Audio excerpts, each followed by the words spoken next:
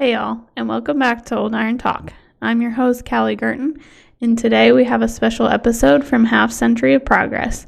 We attended it last week, and we got some pretty good interviews that we are excited to share with you guys. We've got some awesome footage of everything that was there. One of my favorite things I thought was really cool was the amount of Alice Chalmers D21s they got there. I know it was said they were trying to get like 250. I don't know if they reached that goal or not, but that was pretty awesome to see. So I'm really excited to share some unique stories with you guys in this episode 2 of season 2. So let's get to chatting. All right, so we're here at Half Century of Progress, and today I'm with Terry Ingerly, and he is the owner of this Caterpillar Rowan tractor. He's going to give us a little rundown on it. Terry, where are you from? North Central Missouri, a little town called Dalton. Okay. And how did you find this tractor?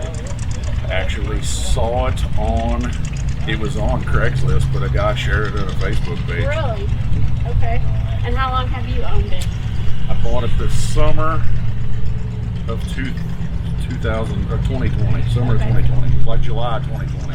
And what was the condition when you bought it? It's just like this. Just like this. Okay. So have you done any work to it or not a ton? Okay, not a ton. All right, can you give us kind of the history behind these tractors? Well, I don't know a bunch of it, but Rome made them from like 70, 76 to 84. And the 475 was the bigger one. Okay. And I don't exactly know how many they produced. I've heard right around 200, and then I've heard only like 150. This one is a 79, and the serial number is 141, and I'm assuming that's number 41.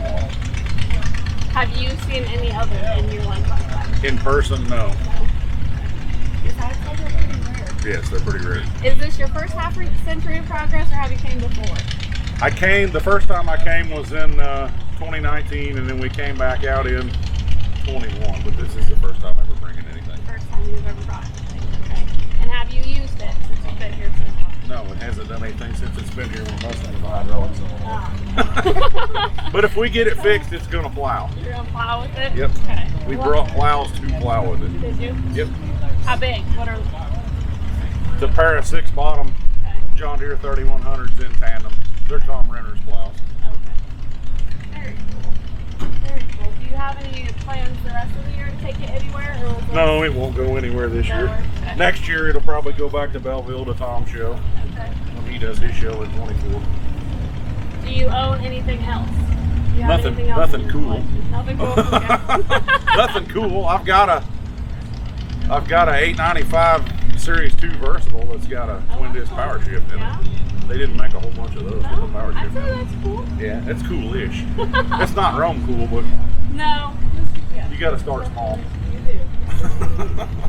Do you have plans to do anything to this tractor, or do you like the condition that it's in? I'd like to paint it one of these days. It's a lot to paint, but I use it. I've probably put 300 hours on it since I've had it. Pull scraper pans with it a little bit, and then do tillage work with it. Okay. I don't farm a lot, so it doesn't take long, but no, it gets used. It's a work and play toy. Is it? Awesome. It earns its keep a little. There he is. All right. Well, if you're okay with it, we're going to do a few walk around. That's fine. That's fine. Okay. Perfect. Okay. So you said you brought this to plow with. What kind of problems are you having? It's a solenoid. It's a bypass solenoid in a hydraulic line. We'll get it figured out. Well, good. I know we would love to see you plow with it, and I know everybody else would too. So Yes. hopefully you can get that figured out. I hope so.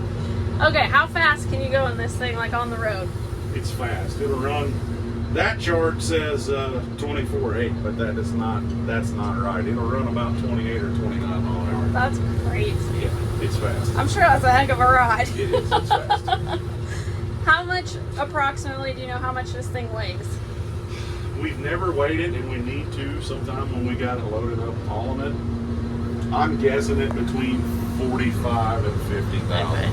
It doesn't have any fluid or any ballast in it, but they're pretty heavy. Yeah, I would imagine so.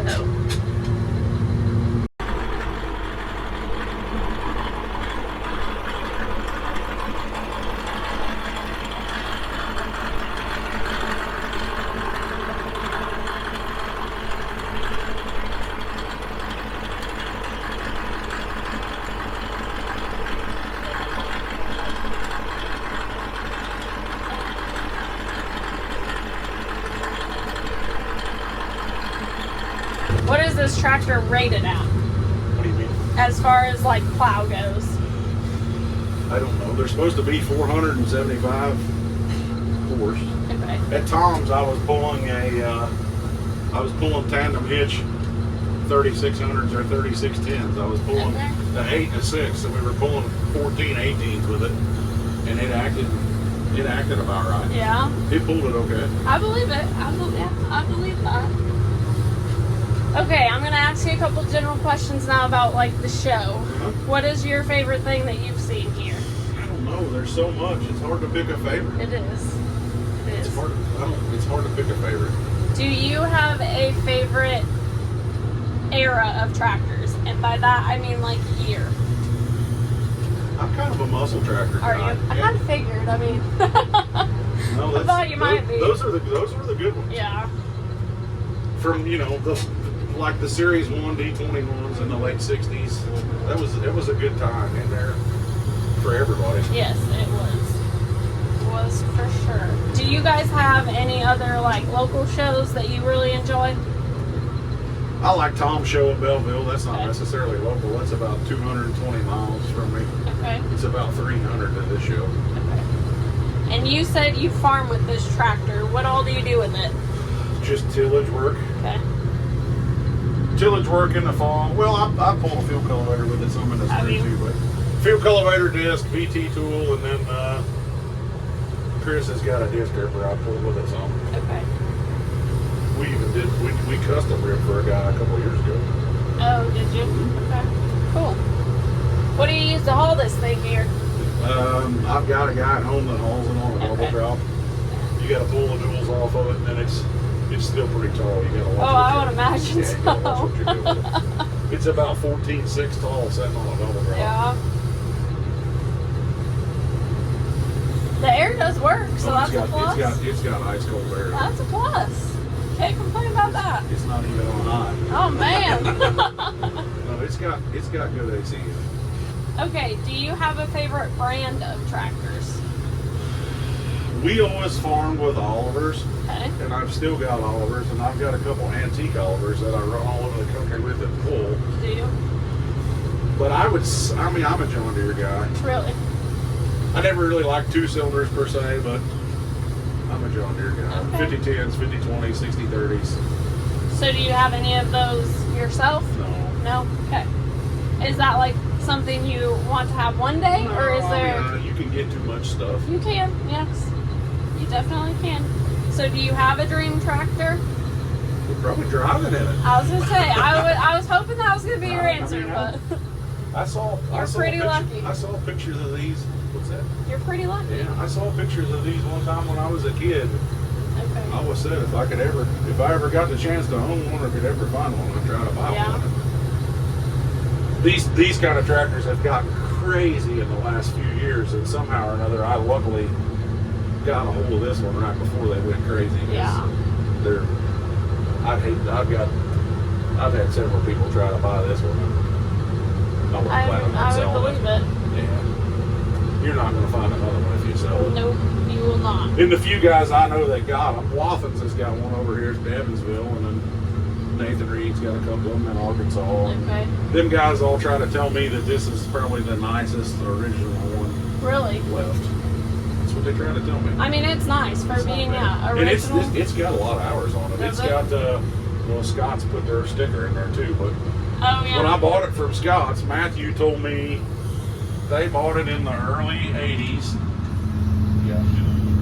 They bought it in the early 80s out of Louisiana, and it had like 1,700 or 2,100 hours on it. Okay. And then they put an hour meter in it at like 5,000 or 5,500 hours. And then it quit, and they put another hour meter in it. I was thinking he said they had one in there that didn't run but like another 1,300 or 1,400 hours, and it quit, and then they put that hour meter in it. And it's showing, what's that say, 61, 68? 60, yeah. And it had 5706 on it when I got it, so I put that many hours on it. So it's got like 13,000 frame hours Wow. on it. But right before they quit using it in the late 90s, they overhauled the motor, and then like 100 hours after that, they redid the transmission in like the early 2000s, and then they pretty much parked it because they went no-till and they used it to build a disc. So it only had like 400 hours on the motor and 300 hours on the transmission when I got it. That's what I was going to ask, if the motor had been anything done to it when you got it. So. Okay. Okay. Well, awesome. Well, thank you. Yes.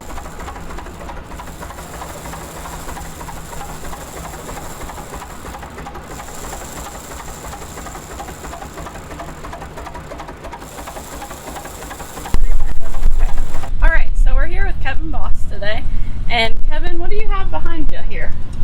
I have a Lanz 150 combine. Can you kind of give us the story behind how you got it? I acquired it from an auction. You want me to say almond auction? Would you like that? You can. You can. I acquired it from an almond auction recently. Okay. But the previous owner of it had been a club member and a friend of mine. So I do love the combine. Do a little. Well, I knew that his stuff that he had and some import stuff, and I knew that if it ever came about, I'd like it all. Like that. Now, you were supposed to be downsizing, aren't you? Look at it.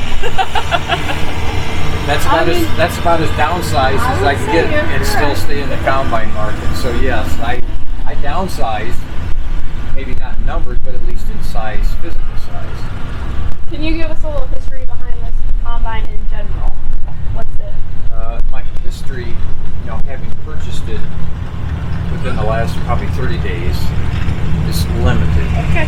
On my knowledge of it, other than it was made in Germany, and this one actually was sold in Germany.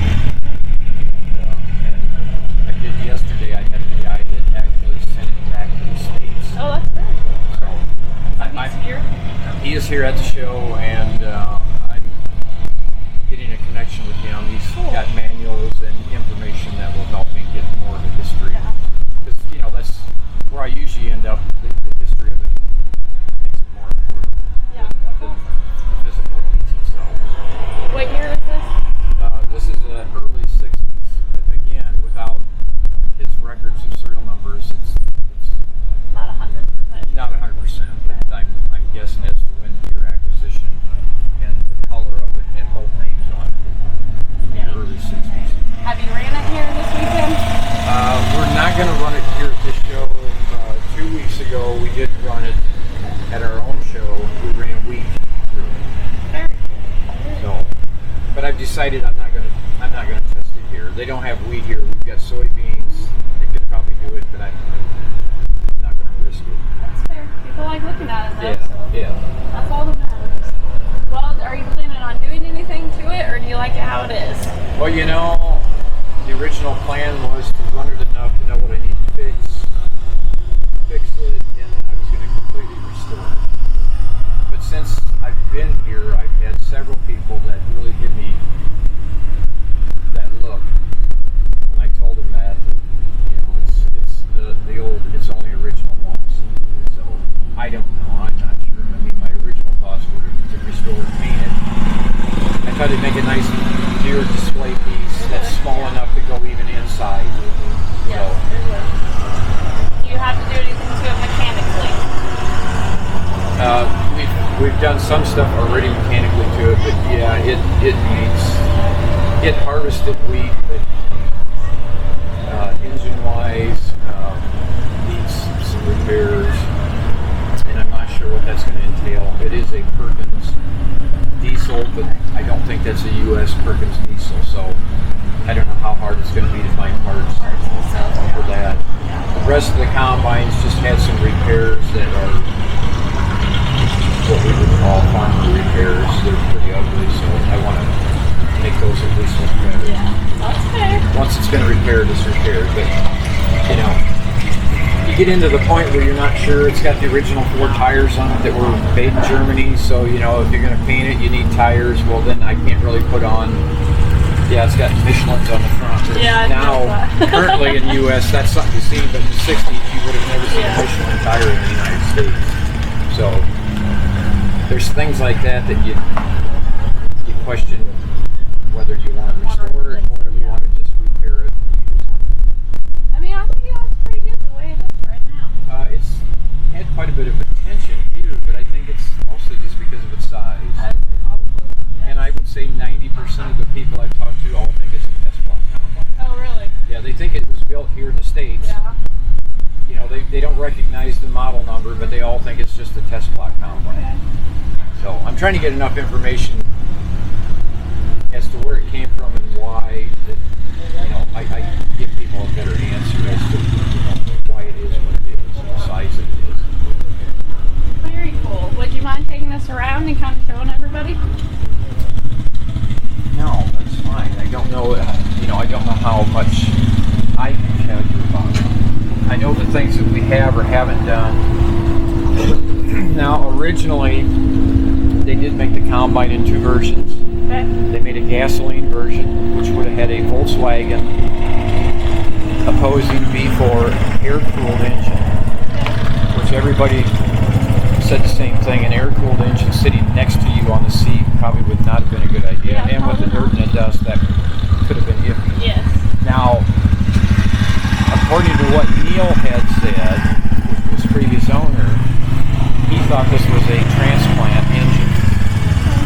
Now, the guy yesterday that sent it here from Germany said no. He said he's sure that this combine was built because they made it diesel or gas. Okay. He said no. He said he's pretty sure this combine was a diesel originally. Yeah. So he said and I looked it over when I got it, and you can't tell that it was a transplant. You know, it just looked too original. Yeah. And he said the same thing. He said, I'm pretty sure.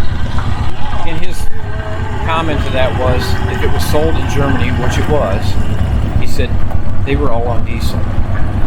Gas prices in Germany were higher than diesel fuel in the 60s, so he said everything was diesel in Germany. So that was kind of their test of that.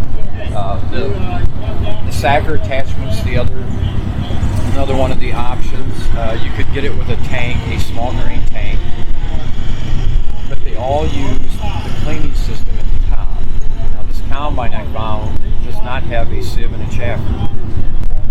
It has a chaffer only, and the sieve work is all done in that what looks like a scour clean in the States. In fact, people asked me if that's what it was, and I said, well, it looks like it, but it's not a scour clean per se.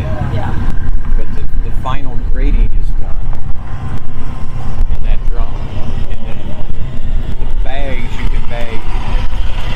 And I would assume, again, this is if I get more history on it, you can get different screens for that. And then they were made for so many different, they combined so many different crops in Germany than what we did here in Europe. Yes. I mean, there was just tons of different grasses and grain seeds.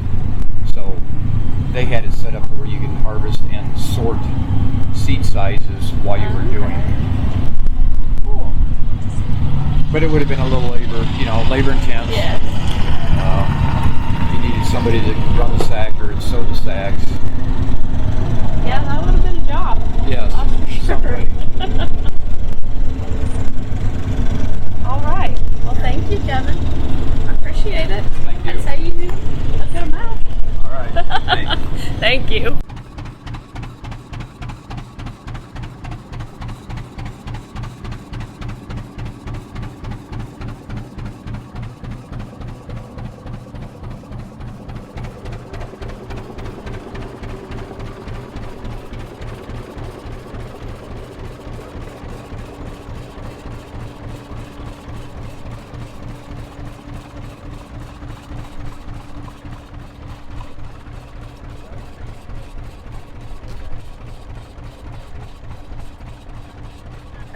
So we're here with Sam Harris today, and he is the owner of this Massey Ferguson tractor behind us. Sam, can you tell us what you have here and how long you've had it? Well, I've had it since about 1985. I found it about 50 miles south of Chicago at a construction company site. They just were along the highway and they had it setting out for sale. And a month later I came back by there and it was still for sale, so I bought it. Okay. And I thought it would work well in my sod business because it had such good flotation. but I had no other information about the tractor at that time. So when you purchased it, you did use it for your sod business? I did. I Okay. pulled a 30-foot set of reel mowers for probably somewhere between 10 to 15 years with Cool. Very cool. And do you still use it today, or do you just kind of take it around and parade it? It's mainly goes to parades Yeah. now. I think since we took it apart and put a good paint job on it and everything, I may have pulled a drag with it once or twice, or maybe a Yes. wagon once with it. It looks very nice. Okay, can you kind of walk us around and show us Sure. different parts of this tractor? Okay, well, it's 3-wheel drive. The front wheel pulls as well as the rear wheels, and they started with a Goodyear tire that they then vulcanized ribs onto, right here. Okay. And then the front wheel is the same tire, except they filled the center in on it.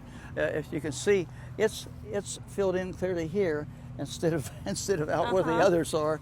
And these tires are not available. These are the original tires. Oh, that are that's on it. awesome. Yes. Very cool. And it's impossible to get them. Luckily, there are some people out there who will work on old tires. Yeah. I had Yeah. the front tire worked on about, I think, either 2 or 3 years ago. I took it off, and I used to have to send it to Nebraska, but now there's a place in Richmond, Indiana, Okay. part of the same company, and they'll revulcanize. Oh, okay. And they were able to do some work to that tire. on it. Awesome. Can you explain to us what is the reference of this number up here? Well, that reference is to the number that's in this picture right here. And I found this out maybe about 7 years ago. The G5 141 is the military numbers for a Massey Ferguson 165 tractor.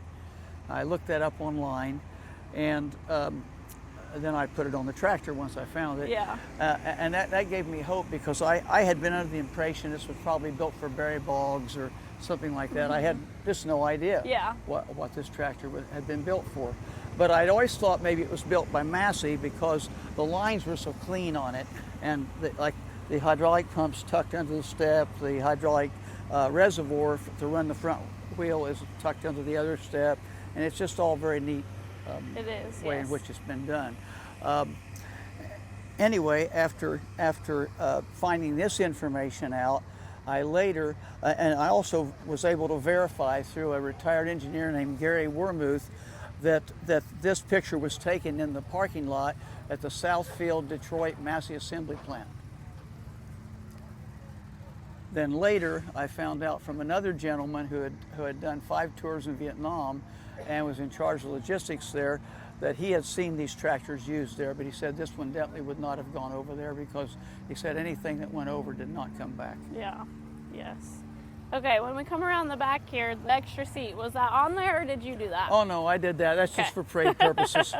This is a parade seat Yeah. for whoever wants to sit back here and Hey, wave at that people. works. Yes. It looks comfortable. Yes. Yeah, it is a Massey seat. Yeah. Well, you gotta have that. Yes. You gotta have that. Okay, now earlier you demonstrated, can you tell everybody what you were demonstrating earlier up here when you put your jack down? Okay. What I was doing was I picked the front end up, and I put the hydraulic cylinder on her. That was not part of it. And then I engaged the PTO. The front wheel runs off the PTO shaft, and you would think that it would be out of sync with your gears, but it doesn't. It doesn't ever seem to be. Whatever gear you put it in, it just seems to help you. And the faster you run the engine, the faster it will go. But the one thing, it will also pull the tractor without it even being in gear. If you would rather just run this, you can, and you better hold on, because if you put it wide open, it'll go faster than you want to go. How fast can this thing go, do you know? With just the front wheel operating and the transmission not pulling it back some, probably 30 miles an hour. Wow, Yes. yeah, that's a ride. As I said, faster than I want to go. Yes, I would say. Have you always been a Massey Ferguson guy, or? To some degree. Okay. I have other tractors too. We always had Massey combines when I Okay. was growing up, all Yeah. the way from Massey Clippers up through Massey 510s. Yeah. Well, cool. Awesome. What kind of engine is in this? That's a Perkins, a 4-cylinder Perkins gas engine, and they used either Perkins or Continentals, Okay. and then they Massey bought Perkins because they wanted their diesels. Yes, Yep. but this is a Yep. gas Okay. engine Okay. on it. Have you ever seen another one in your lifetime? No, I've never seen another one. Gary Wermuth, who was the head of the Indiana Massey Club for many years, and he's sitting in there, he thought he had a picture of him in Vietnam, but he hasn't been able to find it. He found this. Gary found this and sent it to me, and that put me on the track anyway. I had something solid to go with finally. I've tried a Vietnam museum out in Texas, and they've told me all they have is combat pictures. And then I've had other leads from military collectors clubs, and it sounds like if I want to go out east and park myself for a week or 2 weeks somewhere, I might be able to look through enough files to find the pictures. But the number of pictures from the Vietnam War is that would be quite, lots, millions. That would be a task for sure. Yes. Well, Sam, we appreciate you showing us this today. Okay. It's definitely a unique piece. Thank you for coming by. I hope to do that someday, though. I do hope to go look and find the rest of the information. That's the one thing I'd like to have is a picture of it actually in Vietnam. That would be awesome. Yes, that would be very cool to have. Then you can show that off too. Yes. Okay. So we're here with Herbert and Danny today, and Herbert's the owner of these two tractors right here behind us.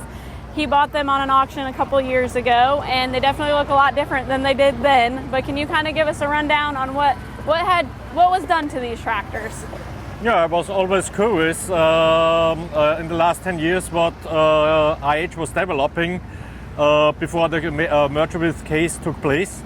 And I heard a rumor that some tractors are already at the University of Wisconsin in River Falls, and I tried to contact the people there, and they responded and told me the tractors are there. And some years nothing happened, and then suddenly there was the auction at Orman, and I was lucky to get them 5 years ago, and I didn't think about to get them, and so I was surprised when I won the auction. And I'm from Austria, and I didn't know how to bring them. I sat down in Austria at home, and I had two tractors in Illinois, and so I called my friend Danny Anderson from Pine Island, Minnesota. I know him very long, and I know he's in the tractor restoration business, and I was out of this business, but he told me these two tractors he will do for me, and so he helped me to get the tractors from Nokomis to Pine Island, Minnesota, and the last years he did the towing, and after this half century of progress show, we will put them in the container and bring them to Austria, because these are unique tractors, and they would have been released in the fall of 1985. And many people in Austria and in Europe are interested in these tractors, and I look forward to get them to my home. I bet. That's very exciting. Okay, Danny, can you tell us what all you did when you got these tractors? Well, we got them here, and then Herbert flew over here from Austria, and we went over all the stuff that needed to be done to them, and then Herbert shipped over parts from Austria to me, because there's a lot of parts on these that we can't get here in the United States, so he shipped stuff over for me. Don't really have any books for wiring or anything, but we were able to manage to get all the wiring stuff straightened out. And the 485 was the nicest one of the two. That one over there needed a lot more stuff done in the cab that was missing, but yeah, other than the full service, all oils, all the fluids, antifreeze, everything, all the filters, we went through them all. Put lights on, fixed lights, did the cab interiors in them, dynoed them, run them, and then they went in for paint. And then I had a lady right by us, TS Signs out of Mazeppa, Minnesota. She did these decals for us. Because we can't buy them. So the 885 had original decals on it yet. This one had no decals. So we took masking paper and taped them on the side, and I used a pencil, and I drew them out, and then I give her a decal for a 50 Series International, and had the same color, the bright silver and with the metallic in it. And then she made these decals for us and come over and put them on. So they're actually probably better decals than what came on it brand new. These hoods were built in Fort Wayne, Indiana, because they did them at the truck division. They were first made out of wood, then they made them out of clay, and then they did the fiberglass. So So there are actually wood boards in behind these Oh, okay. panels that got fiberglass over them. Yeah. It's pretty neat. That is It's pretty pretty cool. neat the way they done. I mean, it was a lot of work to make them look like this. I but bet. Yeah, they turned out really nice. They and- did, yes. I would imagine so. Yeah, so it was an honor to do these things for them, and it'd be fun to see them get in the container and get Yes. shipped to Baltimore, and then they'll go over to Herbert in Austria. Okay. So, yeah. Okay. Pretty cool. I try also to discover all the history of these tractors. And every year I'm in the US, I do some research at the McCormick Archives in Okay. Madison, Wisconsin, and there are thousands of boxes from McCormick, International Harvester, and so on. And last year and this year I was lucky to find some history about these tractors. When the tractors were modeled in Fort Wayne, Indiana, a whole photo series about wood mock-up, modeling of it, the designers on it. I spoke to the original designer, Greg Montgomery. He was supposed to go here to sign the tractors, but he's now the hot weather Yeah, dismissed it that he can come here. So now we are finished, and today will be the day they leave the show, and Okay. They're they going back to Minnesota. they go home. Minnesota? Today they'll go home tonight back to Minnesota, and Okay. then they'll have a shipping container brought to us, and then we'll put them in there Put 'em because in Herbert there. didn't want nothing happening to them, and I don't blame them. I don't blame you either. Very expensive Yes. tractors, so yeah. Don't blame you at all. So yeah, it's pretty cool. I have the IH 5388 that I put together. Okay. So that tractor would have been released with these two little tractors this time of the year at the Farm Progress Show 1985. Okay, that's So awesome. That's a pretty cool piece of history. Yes, it And is. after the merger went through, then these tractors sat at Hinsdale Engineering till 1987. Okay. And then they donated them to the university, and then that's how Herbert ended Herbert, up yeah. buying them from the university. So Okay.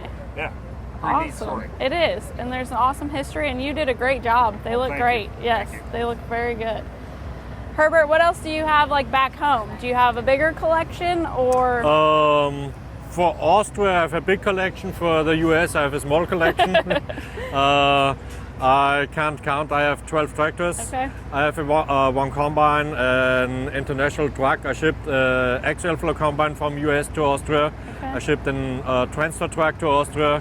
I shipped an international Scout with 300 miles, nearly original, to Austria. I have a Farmer Super M and the common European market tractors, which you don't know here over.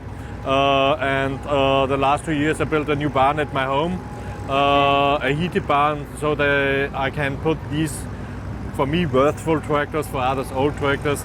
I can put them properly in the barn. And so these are the last two tractors which are missing, and I look forward to get them there, and then my collection is finished. Awesome. And hopefully I know some people of French, Great Britain and other region of the European area which are interested in this, and they are of course allowed to have a look at them.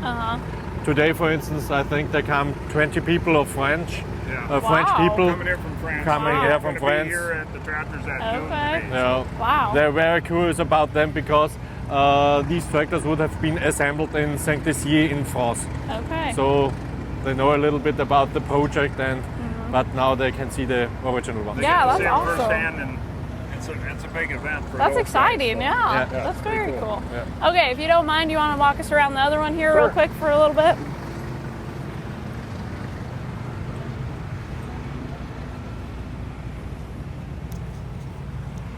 So this tractor, this one's 85 horsepower, and that one is 45. 45, I believe, is what we dynoed them. I forget Okay. the exact, but they had what they're rated Yeah. at.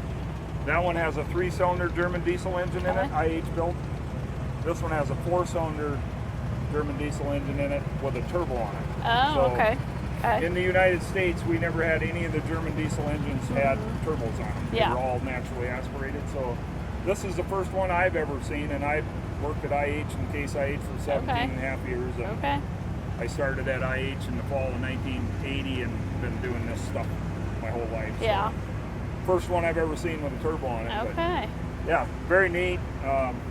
You can see down here on the side frame right here, they had a brass tag that went on there. Oh, yeah. And that was an identification tag that international harvester used at Hinsdale Engineering. Okay. And if they had to do work on this tractor, they fix something on it, they would have to take that number off that tag and they'd write that on their little work order so they could keep track of what they all did. So that's where the tag was on this one. There's a tag on that one under the hood when you take it off. So, but yeah, this is basically they're about the same tractor. This one's a little longer wheelbase because it's got a bigger motor in it. But, and then they made what, a 1056 too? They made a 1056, but this tractor disappeared. Nobody knows where it happened. I think it was destroyed. It wasn't common at the time that the prototypes will survive. But now, luckily, they were donated by KCIH in 1987. I have all the paperwork of it when they were donated to the University of River Falls. But they were supposed to be non-running prototypes, and the students did work on the tractor, so the condition was not very good, and they sat in the barn for many years. But then it did an awesome job to bring them in this condition like they appear now. Yes, awesome job. Yep, they look great. So yeah, we have the original letter from Case IH donating those. Herbert, it's in my office actually. That's cool. It'll be going home with all the paperwork for him. So it's pretty neat. Nice piece of history. Yes, it is. So are you going back home, or are you going to go up with these first? No, I don't have the time. I have to work at home. They leave tomorrow on Sunday. We are fly leaving back home, and then he's got to go to work on Monday. So will be time difference will be a little bit difficult because it is very exhausting here to be at the show. We talked to Danny in Europe. It's not common to have such a historic show, such a big show, and the impressions are incredible for us, and that's very cool. Yes, very large show, and for them, like he said, they don't have shows this big over there. So to come here and see all this. Amazing. It is, and it's awesome to have these here too. So that's great that they were. They've been a big hit. Yes, I'm sure. A lot of people over here looking at them, and I would imagine so. Yeah. Well, awesome. And then we brought the other one. Yeah, you want to talk about this one too? This is serial number 1. Also, I saw that. The 1086. That's mine. Okay. My good friend, we own that. And that's the first one off the line, the 1086. Okay. And not only is it the first 1086 built, but it's the first of all the 86 series tractors built at International. So that's awesome. That tractor there, they built 47,420 of them. Okay. And that one's number 1. How did you find that one? It's a pretty crazy thing. I was on the Red Power forum one night in 2009, and somebody posted that tractor was for sale in Northeast Iowa, and that's where I grew up. Oh, really? And it was about 2 hours from where I grew up, and I called there the next morning. I started calling there at 6:30 in the morning, and at 6:45 the parts man answered the phone, and I think by about 7:30 in the morning I talked to the owner of the dealership, and he asked me what I was going to do with the tractor, and I said I'm going to restore it and take it around the tractor shows, and I'm still going to use it on the farm.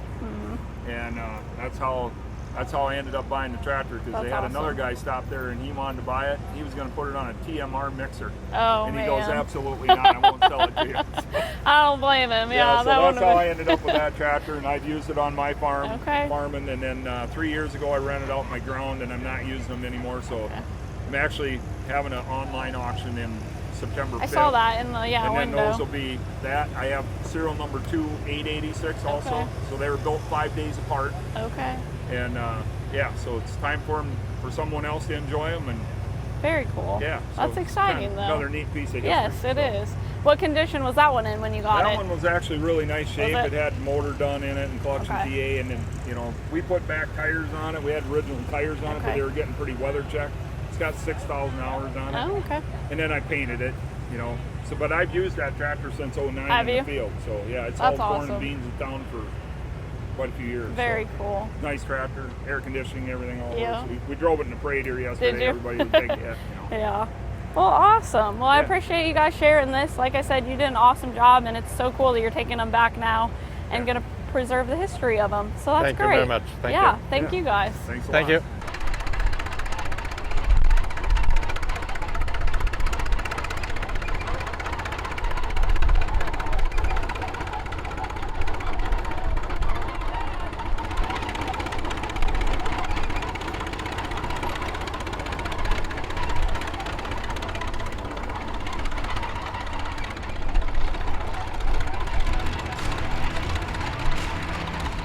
You can find all your source material for our episodes on our website, oldirongarage.com. We encourage everyone to join us on Old Iron Garage and connect with other collectors. Again, we would like to express how good of a time we had at Half Century of Progress, and we encourage everyone to check that show out if you've never been. It's a great experience for everybody. We also encourage everyone to give us a follow on social media, and don't forget to submit collection photos to info@oldirongarage.com to be featured at the end of our episodes. Feel free to reach out to us if you have any questions or would like to join us on a future episode. Thanks for listening, and we'll see you next time.